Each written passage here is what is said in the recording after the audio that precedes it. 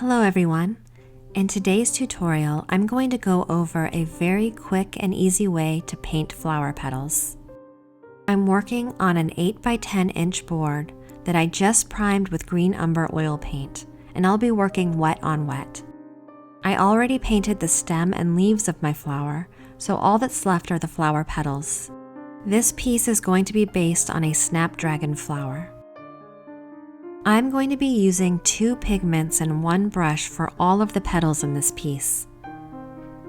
My brush is a size 8 filbert brush by Transon.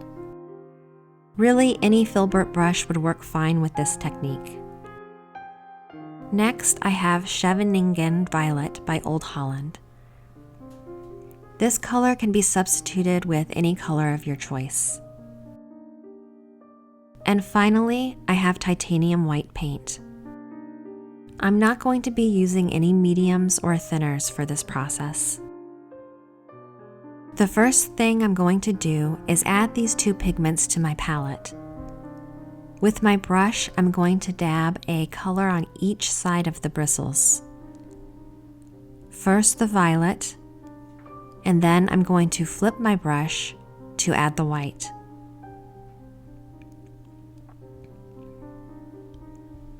On my piece, I can start to dab in the petals. My flowers have some tiny buds that are just starting to open on the top of the flower.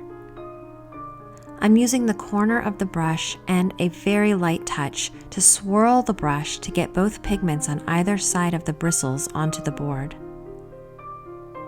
By angling my brush, I can get a variety of shapes and sizes. Here is a close-up of how I'm rotating the brush to get this effect. By pushing the brush down and then slowly lifting, I get a wide and then a tapered shape. You can change the look of the petals by adding more of either pigment as well.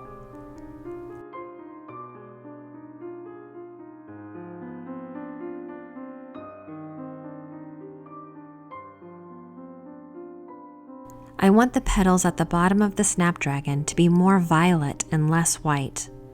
I'm going to add more of that pigment to my brush. Don't be afraid to load your brush with pigment.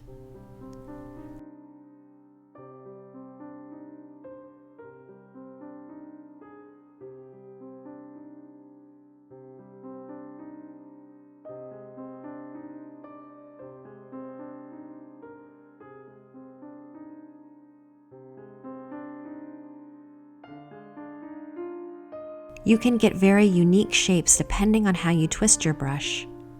Here's another close-up of the brush twisting for a tapered effect.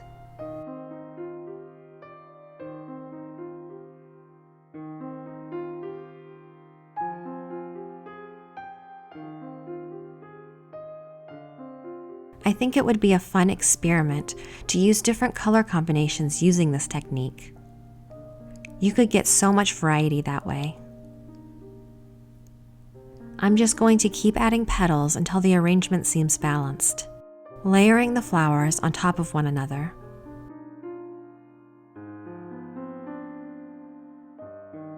I'm going to let the video play for now in real time so you can see how I finished up all of these flowers.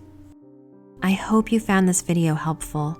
As always, I love to hear your suggestions for new tutorials.